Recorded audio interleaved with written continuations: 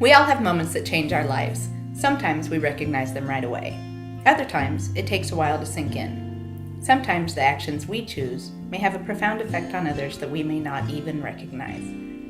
This summer, I looked at my teenage children and their like-age cousins sitting around the campfire laughing. Almost all of them were carrying on additional conversations via texting. What happened to being present, I asked them. Now, let's not just pick on the teens.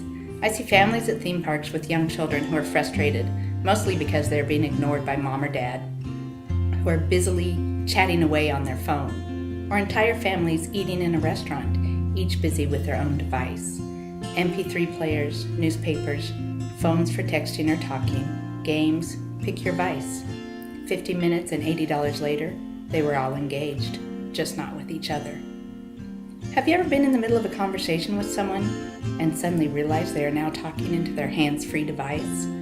Or been on the other side where people are upset with you, asking in disbelief, "Why didn't you answer your phone?" I've even heard of this in business situations where the phone is ringing and, "Oh my goodness, that trumps everything? Isn't that what voicemail is for? How did we get here?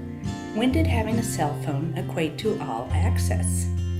I don't believe it's in the fine print of the contract. Therefore, it must be human error." I am by no means saying that technology is a bad thing. I personally admit to a slight addiction to some puzzle games.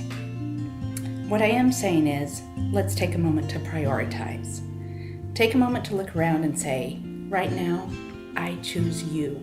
I choose to spend this time with my friends, not waiting to see if something better might come along. I choose to play a game with my family tonight and not be embarrassed if my friends find out. I choose to make contact with the checker at the store and smile even if my day hasn't been great, because maybe their day hasn't been great either. An act of kindness can go a long way to improving both our days. There are times when that phone call or text is going to be our priority, or when sitting down to listen to our new CD is just what we've been looking forward to. I'm not suggesting that we turn off technology for good, or even that technology is the problem.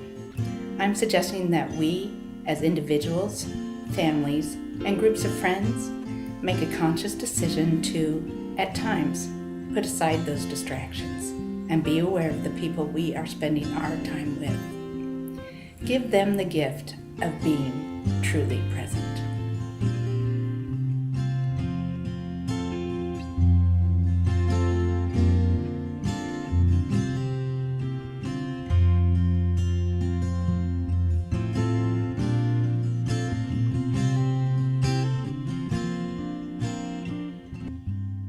I choose you. I choose you.